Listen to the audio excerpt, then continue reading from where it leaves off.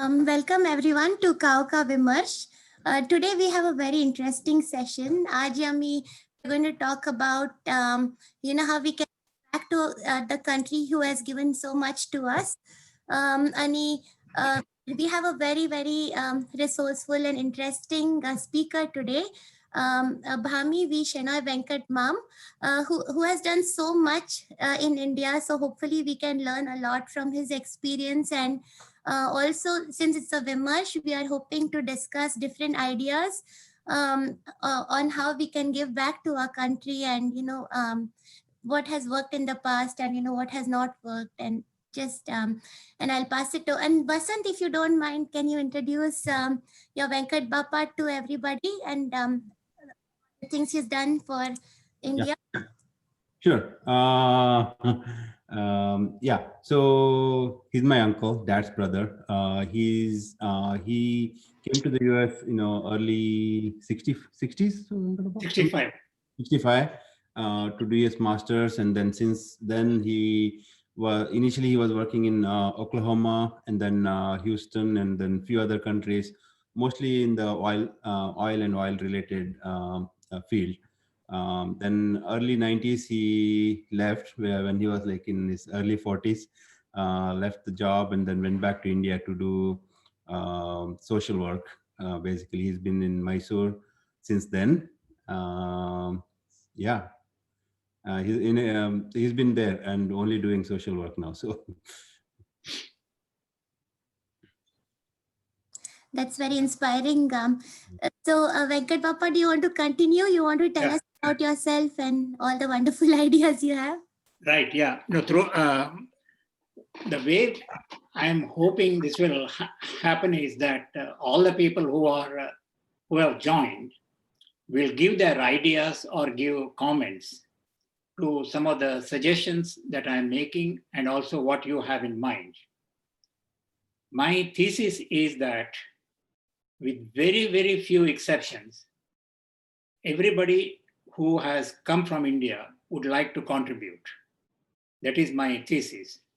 But there are exceptions, and I have come across them. I will mention about it during my time, to my surprise, how I came to know about it. But everybody. And they are doing it in their own ways. Either they are giving it to charity or some foundation, like many Konkanis. Vasant brought to my attention that Konkani Charitable Foundation is there, and many are giving. So I was happy to learn that it is able to collect as much as $250,000 a year, which is very creditable. And then when you ask some people, they said, "Oh, I am supporting my mate's son and daughter." So that is their phone. So, okay. Is it okay? Wait, sorry, there was a disturbance. Mute kele. Yeah. So, and then there are some people who are supporting many of the NGOs. The one NGO that come to my mind, and it only because that I was associated with that when it started here in Houston, called Pratham. Just out of curiosity, how many of you may be knowing Pratham? Is anybody knowing Pratham there? So everybody's unmute, right? So they can, so not many people know Pratham. So let me give a brief background about Pratham. See, Pratham actually is started in Dharavi. The idea of Pratham was that they wanted to educate the slum children in pre-education. I mean, not that I never went to pre-education, but today, the children of reasonably well-to-do, even middle class or lower middle class, they go to pre-education schools, the so-called preschools.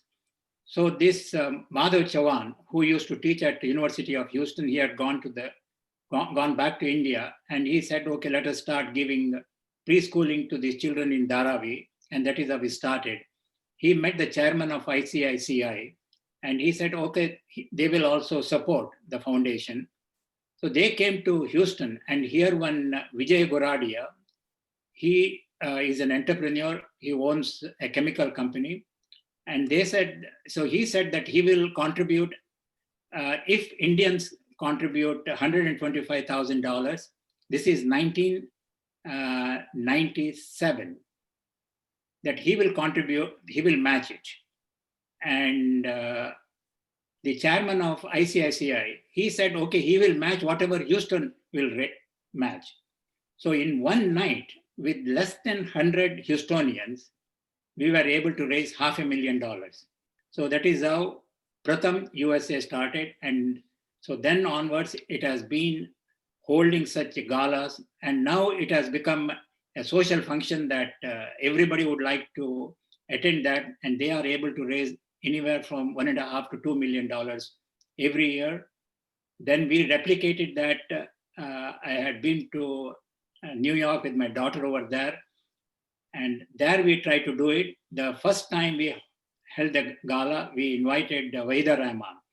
She was to be the ambassador.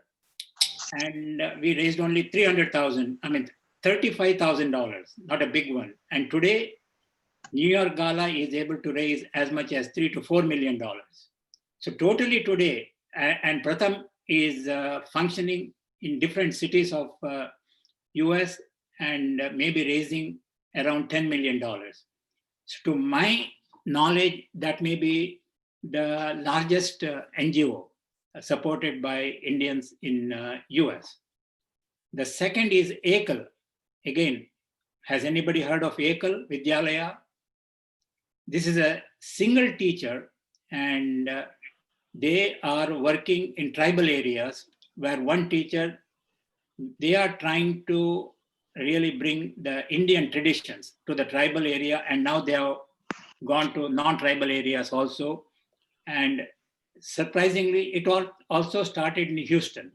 A friend of mine, one Ramesha, he was given Padma Shri. He is a friend of Modi.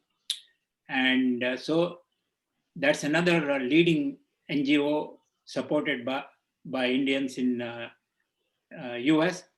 And some of these now are supported also by Google, Microsoft, and others. Like Pratham is getting support from Google and some other companies. So that is, Ekal is another big one. And I would think that they may be able to raise $7 or $8 million a year. And America India Foundation. So I think that some of you might have heard of America India Foundation. It started during Clinton's time when there was an earthquake in Gujarat, and they raised money over there.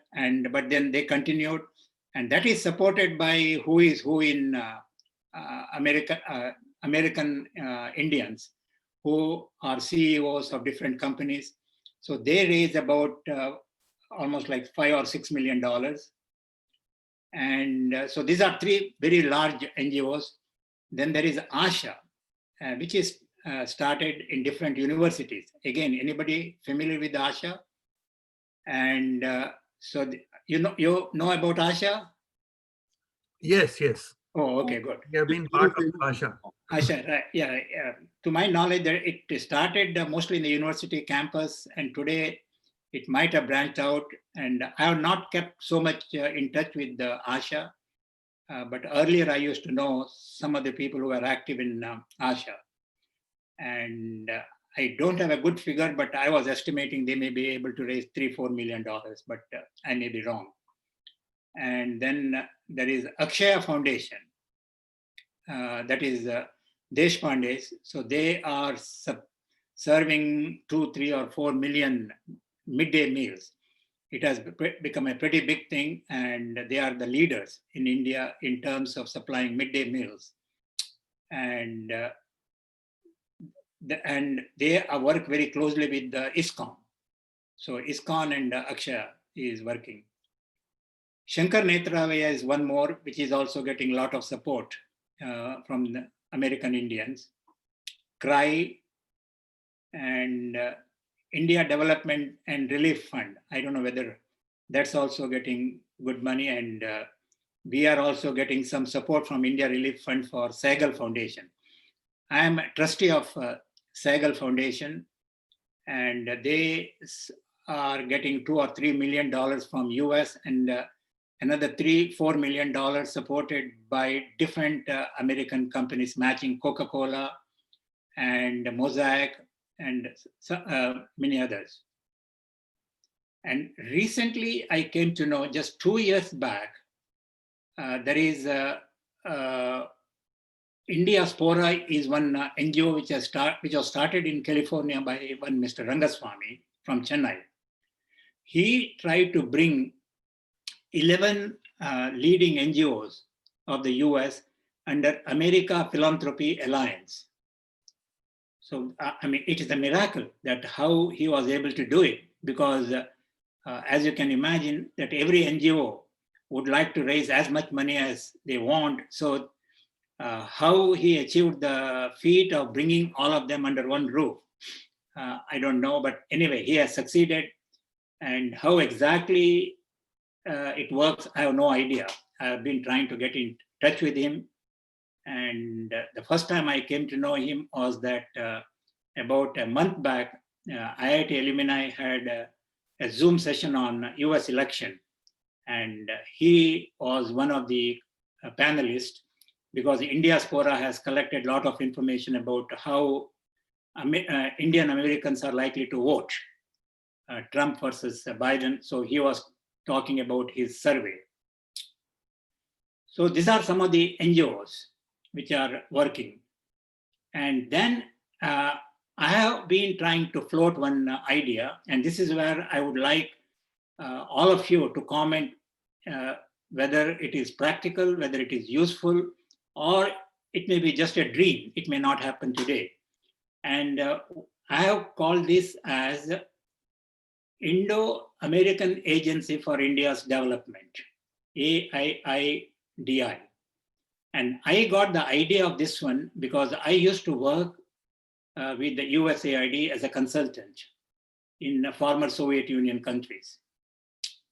And when the Soviet Union collapsed, about the 15 colonies of theirs, their economy was completely shattered. It is very difficult to even believe what happened over there. The economy collapsed by 95%. Can you imagine living in a country which was very high, completely collapsed, industries collapsed. So I used to go to a place called Georgia, not our Georgia here in the US. And over there, to give an example of how poor they were, in the winter, because it is very, very severe, they used to break the windows and door sills and get the wood to burn to keep warm. It was the situation, and it was one of the leading countries of Soviet Union. That is where Stalin was born, the Georgia, Tbilisi. They used to get gas. Russia stopped supplying gas. And once I was over there was no gas, no electricity, and it was freezing.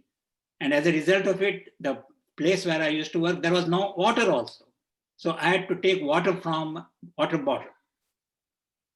So in a country like this, USAID was able to help by sending consultants like us to bring back their economy.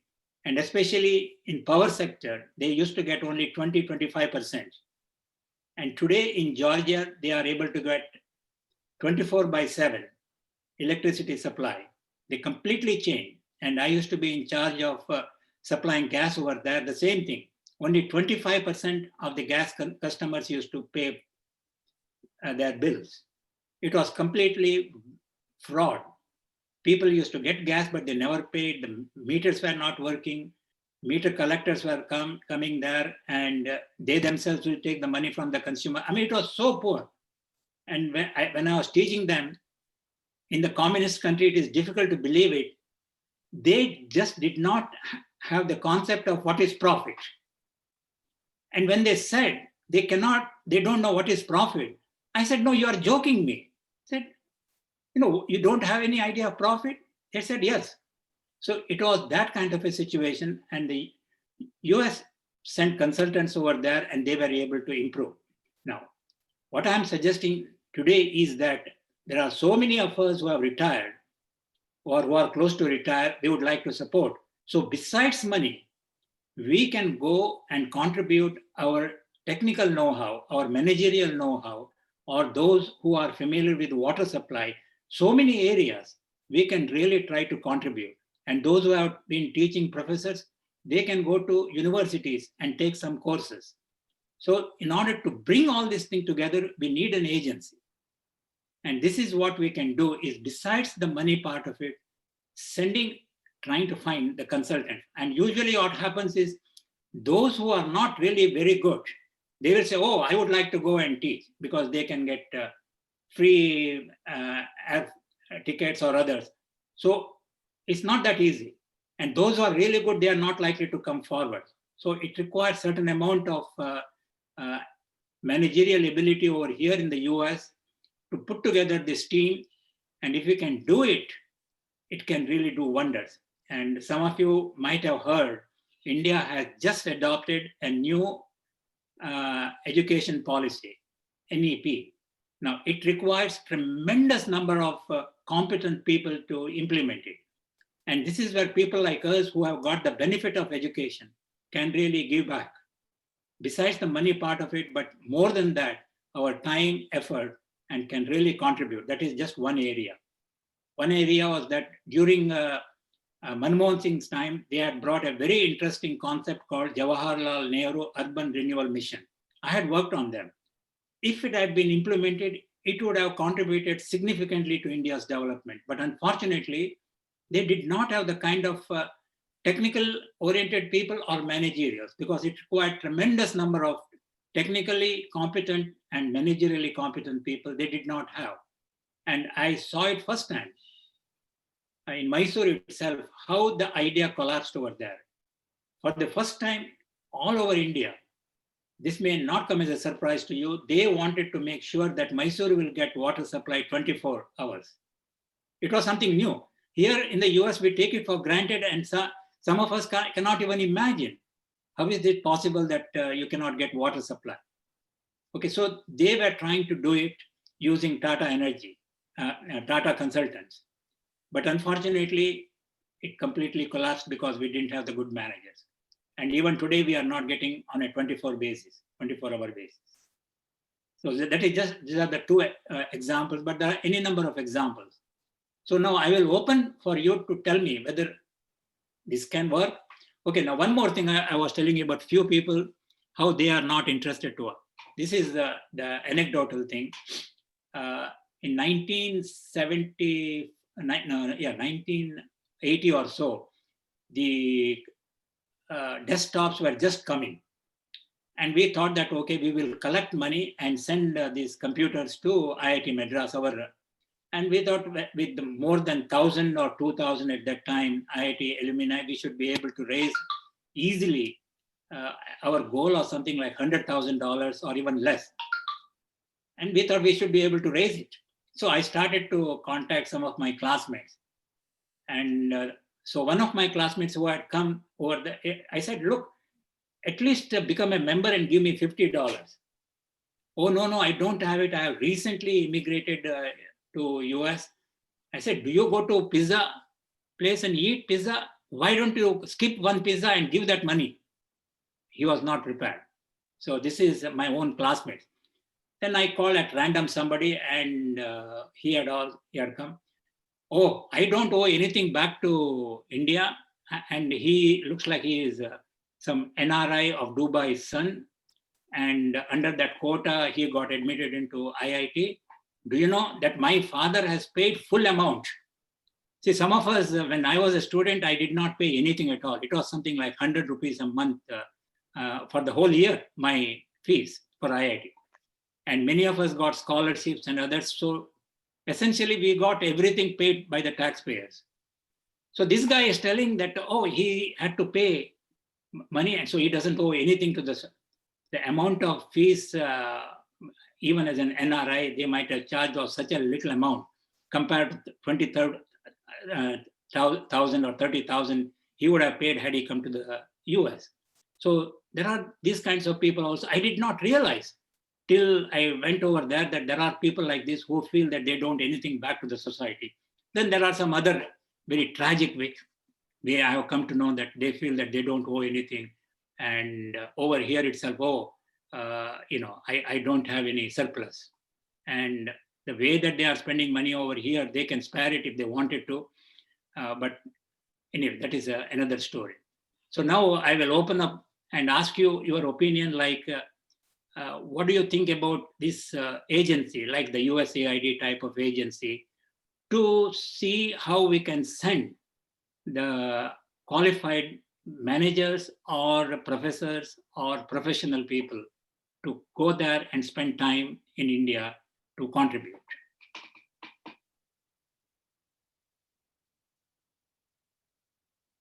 So a question, USAID, is there a related healthcare field in India? Healthcare. yes. In healthcare also they work. Okay. Yeah. I mean, they work in all different sectors, the USAID. Okay. Like, what is their budget for India, for example? I really couldn't tell you, but it is substantial amount. But I'm not thinking in terms of competing with the USAID. Over there, all I'm saying is that the USAID is sending the consultants with a different background, highly competent people to work with their counterpart or to bring about reforms. Let me give you one more idea about the capacity of Indian Americans here. I looked at some statistics. There are about 1.2 million Indian American families in the US.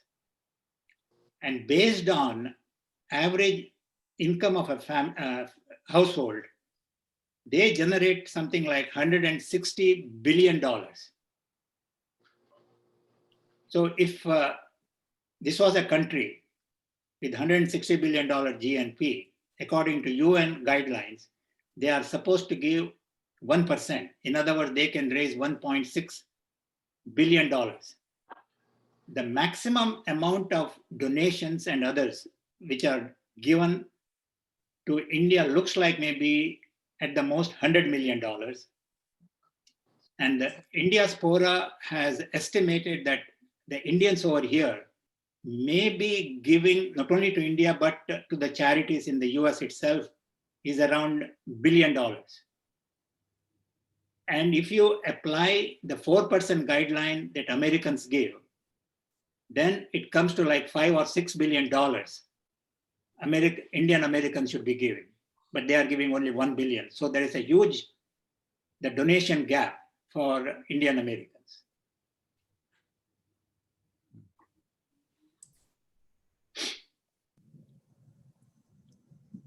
So request everyone to just turn on your videos and be free to give your ideas. There's no right or wrong answer. No, there is absolutely no right or wrong answer. You can say from this is totally ridiculous idea or and so. So I does have a it question. overlap with any existing such institution? Ashkal, yes, sir, already. No, to my knowledge, I am not familiar with anybody who is sending it. Okay. What may be happening is that sometimes Indian government may try, or the people over there may try to say, okay, why don't you try to see whether we can use this person? As an example, when they were developing a new education policy, they invited one person called Bhargava. Maybe I'm getting that name wrong, but I don't know why that name comes to my mind, Bhargava. He's supposed to be a mathematical genius. So he was invited to be a part of the, I think, 8 or 10 advisory members. And when I look at the new education policy, it is so much influenced by the US system. I was feeling that there must have been a lot of input from US, and then I came to know that it was pretty much dictated by this professor from Princeton. So I'm just trying to give you an idea just how one person was able to make such a big difference. And this new education part, it is already adopted. Now the question is implementing it. And always the policy could be great, but at the implementation stage, it can totally fail. To implement it, India requires tremendous number of people. And this is where we can really play a very important role. And this is what, when I have written articles in India, that's what I've said, that Indian government should go out of their way trying to recruit people to do that one. So let's say we recruit some people volunteer here, right? Then what's the next step? What happens? Like, Well, they will go there, and wherever the need is there, so the government can find out, because they know it. Because when the implementation is there, maybe at certain places they require either educational input or professional input or managerial input to implement it. So they can be asked to work there, not on a full-time basis, but they can travel. Just like you, as a USAID consultant, I used to go there maybe once in 2 months or 3 months. And whenever I go over there, I spend 3 weeks or 4 weeks, come back and then go again.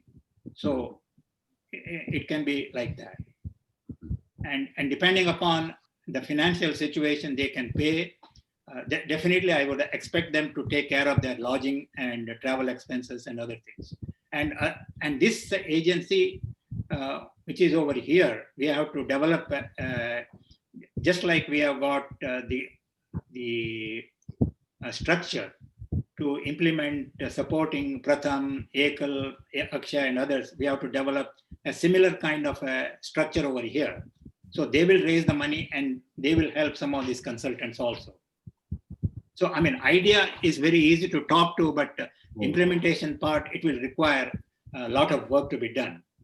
But if today, we are able to have the structure of raising $10 million in different cities of Pratham, we can do a similar thing over here.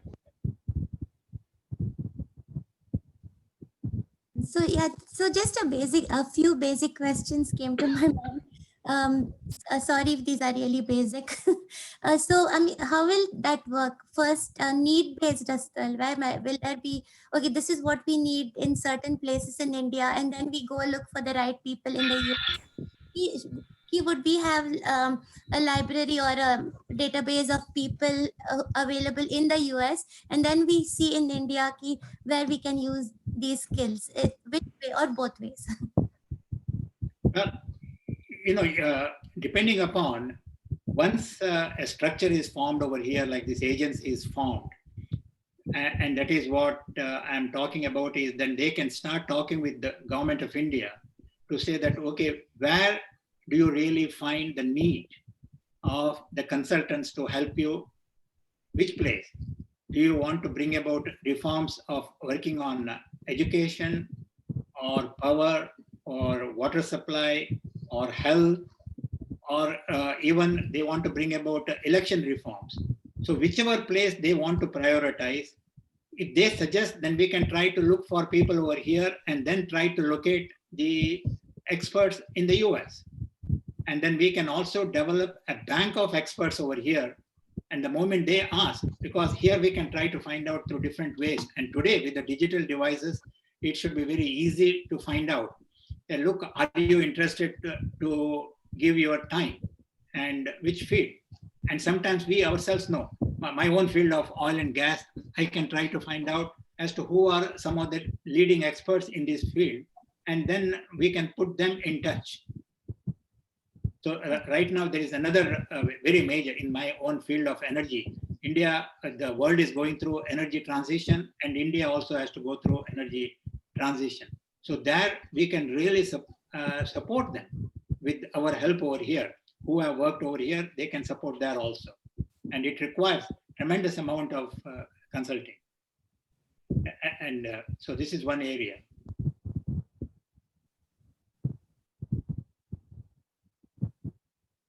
So as you mentioned, ma'am, and correct me if I'm wrong, this is more like a ideation stage. So it's like a brainstorming So session. this is just one idea, but there are so many other areas also that we can think in terms, like, you know, I will give you my own example over here.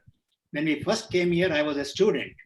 As you can imagine, the typical, we came with the $16 or $9, whatever it was.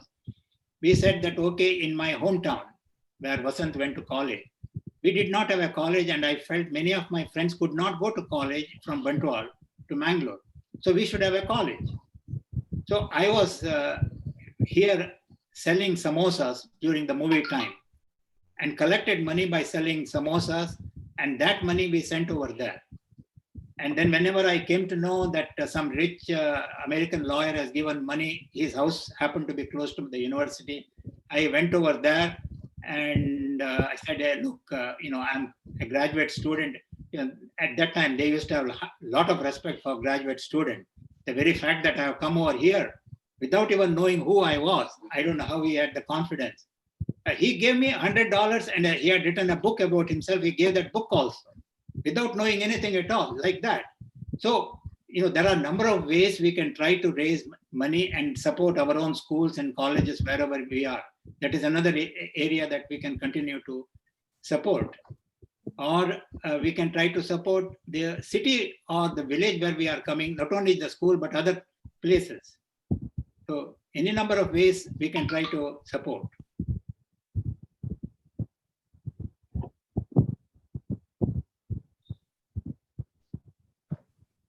Any ideas that anyone would like to share specific to what mom said? Or you can also please suggest that if some of you have come across people who are supporting India that I might not have come across, some NGO that I might not have come across.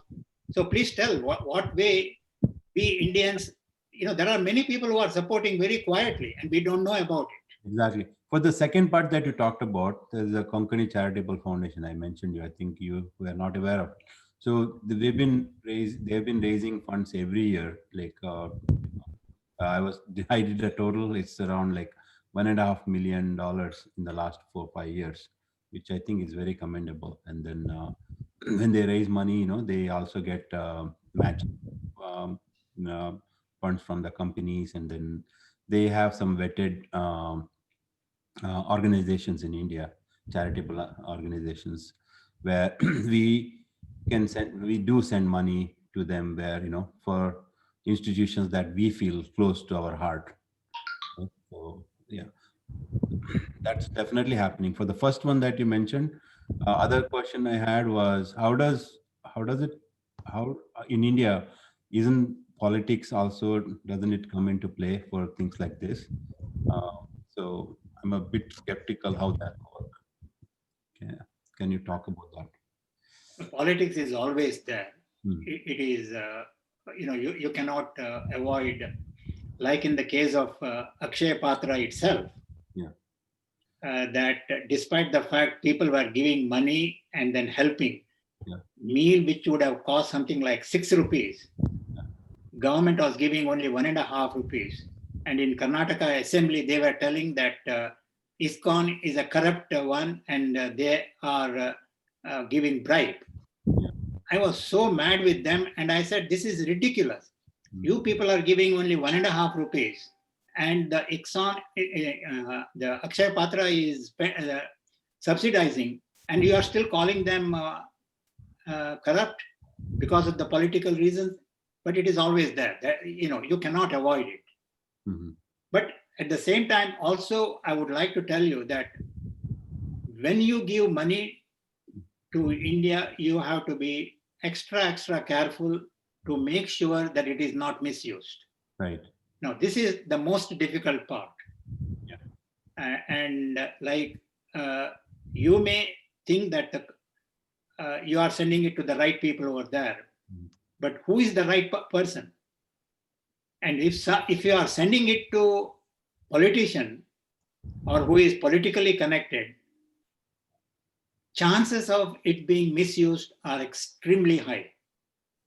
Finding an honest politician today in India is almost like finding a needle in a haystack. Right. And this is my experience. It's very, very difficult. It's not that I will not totally rule it out, but finding an honest politician, very difficult. Whether he is Konkani or non-Konkani doesn't matter. It's the same thing.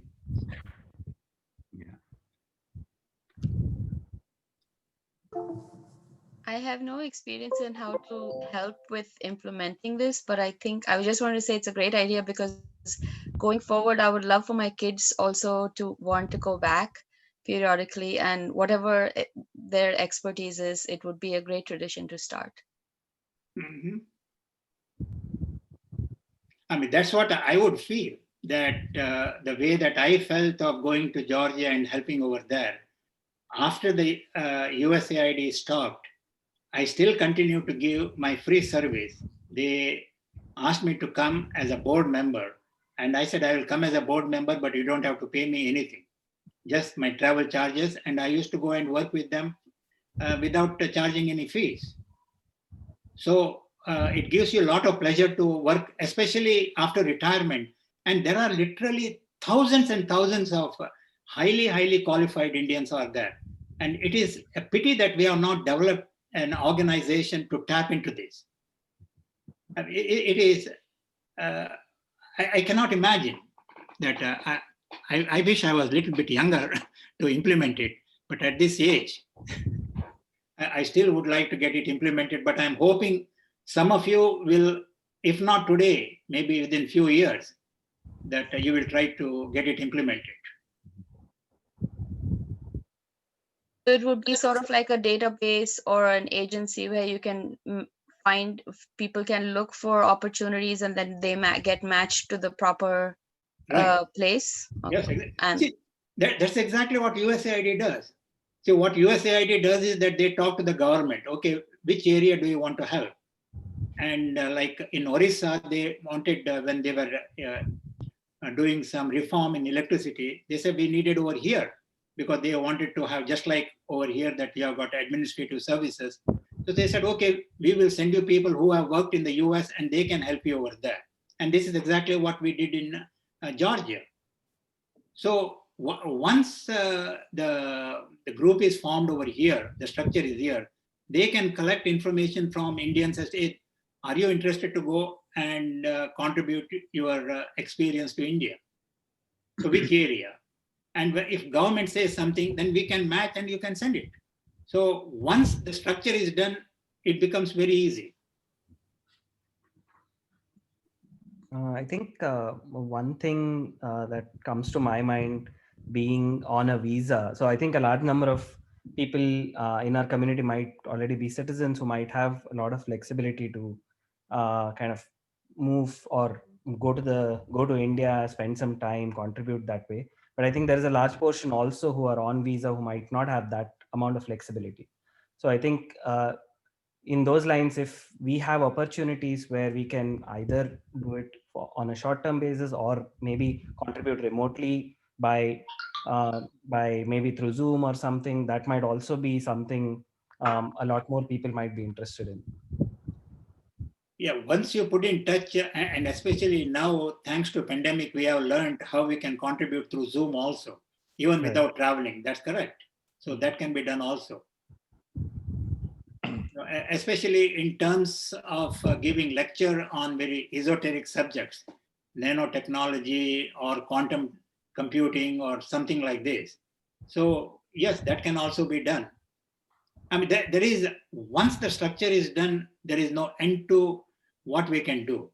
So the question really is forming this kind of an organization whereby you collect information about who is interested and what is their background and what is, and then to tell India. I mean, in a huge country like India, it is not just the central government, but the state government may also be interested to make use of it.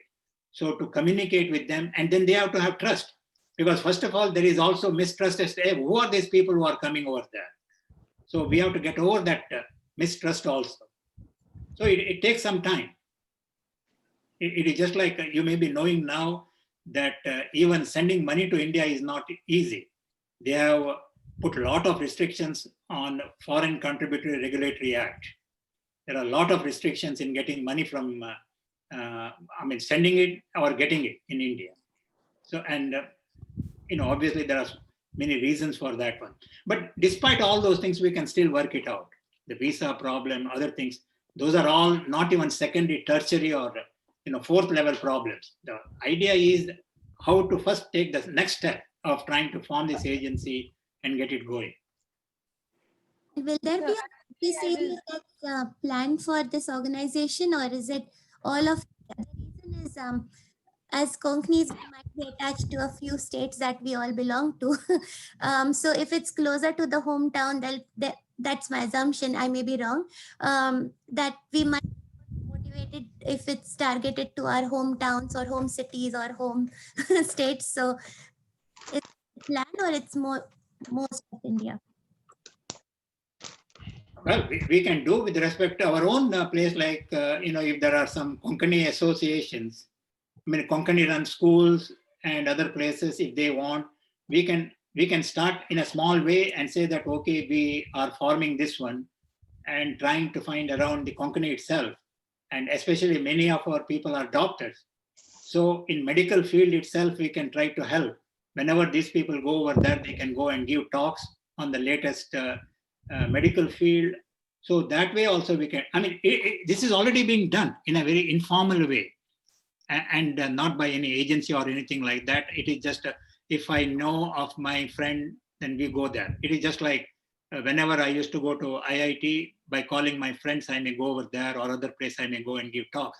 But if you do it in systematic way, whenever they have need, we can fill it. So that way also, what you are saying, we can do it for, there are many Konkani run colleges and other places, institutions which need help. Or even some companies which may need help, that technical know-how or others, we can try to help over here. Instead of thinking big at the national level, we can think at the local level also. I'm sorry, Rajni, were you saying something? I think I cut you, sorry. Oh, yeah. So I was actually just wondering, I think it's a very nice idea. I was just wondering, since it's still just a thought, like it's just an idea, and as you have been saying, if we need to form a structure, is there any, do you have any inputs as to how we would go about starting to form a structure here in the US? Like, would it be through the Konkani Association, or would it be through some other voluntary organizations in the US, like ASHA, like partnering with them and trying to form a structure here in order to make this work, or like to get it started? But definitely not at the Konkani level, at the national level. I did not have that in mind. The only reason I picked it up with you is to pick up your idea, because this is giving back. So in order to get your viewpoints as to whether this is doable or not at the national level. I have already contacted this Rangaswamy, who had formed this Indian Philanthropic Alliance. I shared my article with him to say that, hey, this is my idea, can you go about? And then I just sent, just before this meeting, to my friend who had founded this Sehgal Foundation, saying that, what do you think? And he had sent his comment. And I just read the first line. Yeah, this is a great idea, but this is not feasible. So I have not heard why he has written it. He has written one-page comment about it, but I did not have the time, since I had to come on the Zoom. So I am sharing with a few of the people who are active in this one, at least to plant this idea. And I will try to also get it published in some ethnic papers like India West and others, so that people will start thinking about it and can get it done.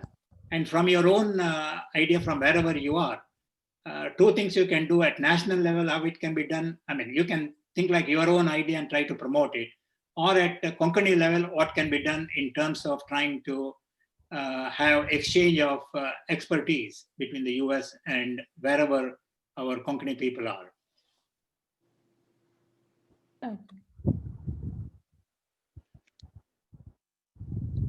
Any others?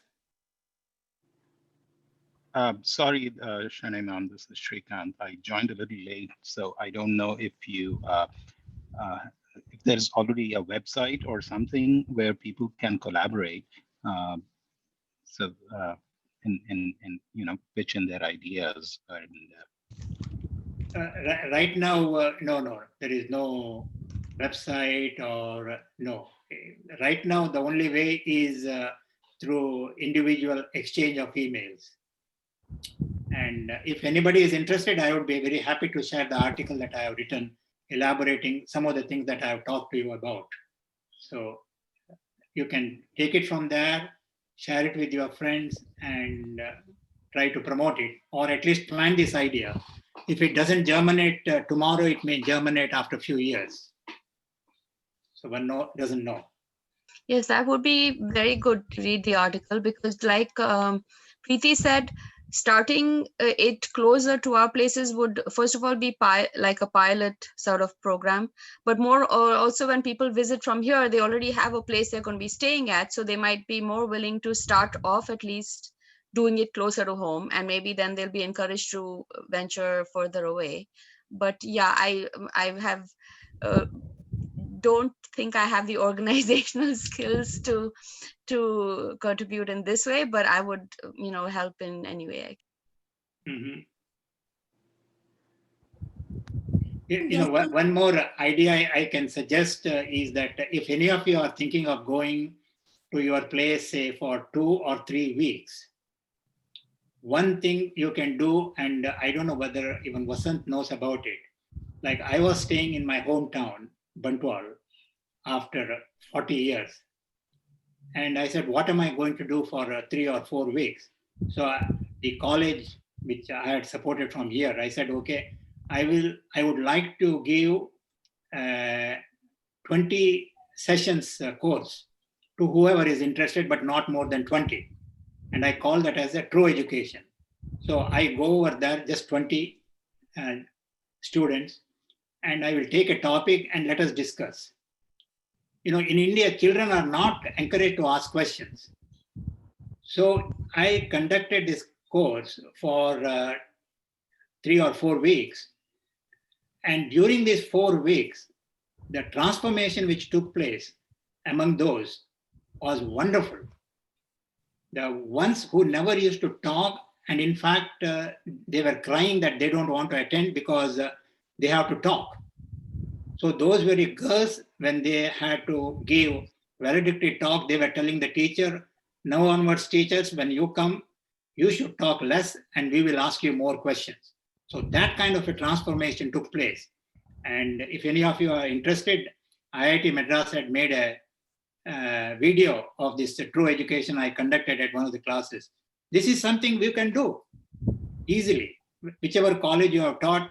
And again, they are not likely to welcome you, but again, since you are an alumnus and you are from the US, very unwillingly they may accept it, but it would be a good experience. But it is just for 20 students. And I have been conducting these courses and encouraging others also, what I call as true education. So this is something you can do. Again, I will send this link and my article to Preeti, and she can distribute to those who are interested. Definitely. That'll be very inspiring for many. Yeah, thank you. It was very nice. Okay, this is it. I think it is almost like 1 hour. So Didn't realize the time. Anyone else want to share ideas or questions for Mom?